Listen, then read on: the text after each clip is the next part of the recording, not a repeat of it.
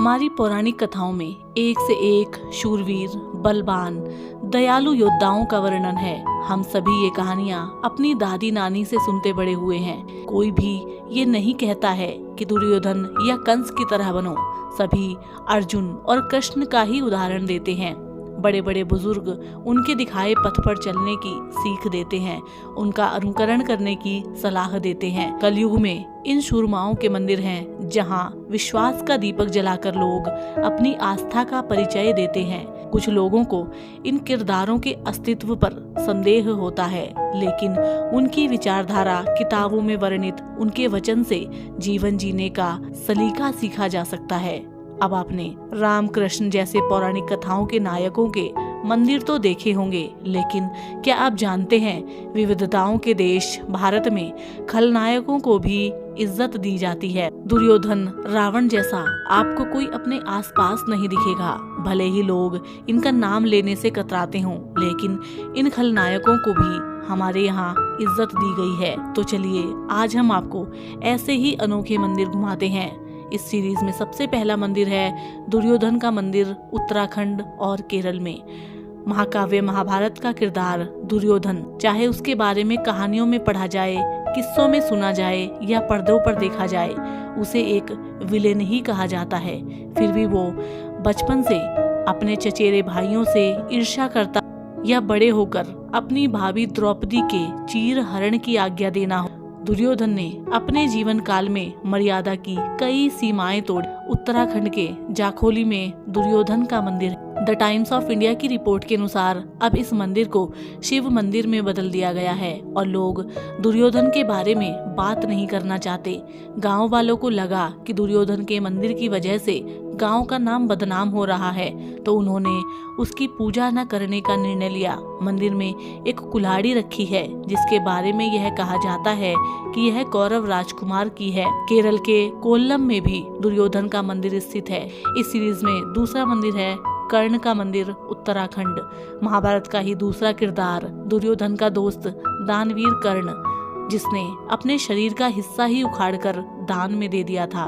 कर्ण शायद पौराणिक कथाओं के सबसे पेचीदा किरदारों में से एक है।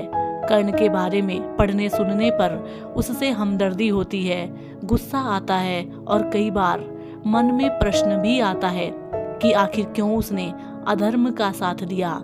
जब भी मित्रता की बात होती है तो कर्ण की उक्ति दी जाती है। उत्तराखंड के नेटवर में भी स्थित है कर्ण का मंदिर। क्योंकि कर्ण कौरवों के साथ जा मिले थे, इसलिए उन्हें भी खलनायक ही माना जाता है। नेटवर गांव के लोग भी दान धर्म में विश्वास रखते हैं। यहाँ दहेज पर पाबंदी लगी है। उत्तराखंड के कर्णप्रयाग में भी है कर्ण का मंदिर। उत्तराखंड के कर्णप्रयाग में श्री कृष्ण ने कर्ण का अंतिम संस्कार किया था। कुछ मान्यताएं यह भी कहती हैं कि यहाँ कर्ण ने तपस्या की थी। इस सीरीज में एक और मंदिर है दशानन मंदिर, जो कि यूपी, एमपी और आंध्र प्रदेश में भी है। रामायण का खलनायक रावण या दशानन।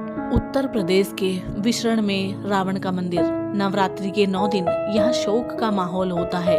2016 में इस गांव में रावण की मूर्ति को कुछ असामाजिक तत्वों ने नुकसान पहुंचाया था। आंध्र प्रदेश के काकीनाडा में है रावण का मशहूर मंदिर। रावण शिव भक्त था और उसने यहाँ विशाल शिव मंदिर बनाने का निश्चय किया था। मध्य प्रदेश के विदिशा स्थित रावण ग्राम में भी रावण की पूजा होती है। मान्यता है कि रावण की पत्नी मंदोदरी विदिशा से थी। यहाँ दशानन की 10 फुट लंबी मूर्ति है। मध्य प्रदेश के मंदसौर में भी है रावण का दूसरा मंदिर। मान्यता है कि यहाँ रावण और मंदोदरी का विवाह हुआ था। इस सीरीज में एक और खलनायक है शकुनी, जिनका मंदिर केरल में स्थित है। महाभारत का वो किरदार जिससे शायद सभी घृणा करते हैं। कौरवों की मां गांधारी के भाई और गांधार नरेश शकुनी प्रपंच षड्यंत्र रचने में माहिर थे।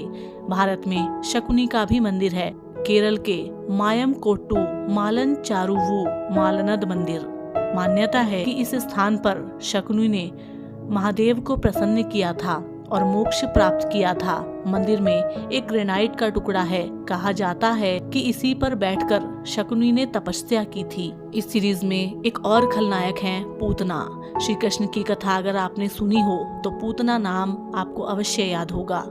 पूतना ने बाल गोपाल को मारने की कोशिश की थी और अपने वक्ष स्थल पर जहर लगाकर कृष्ण को दूध पिलाने की कोशिश की थी। पश्चिम बंगाल स्थित चंदन नगर में एक मंदिर है जहां जन्माष्टमी के दिन पूतना की भी पूजा की जाती है। तो साथियों हम उम्मीद करते हैं आज की ये पौराणिक कथा आपको पसंद आई होगी और इसी तरीके की और पौराणिक जानकारी के लिए आप हमारे चैनल से जुड़ सकते हैं। हम आपसे मिलेंगे एक और पौराणिक कहानी के साथ।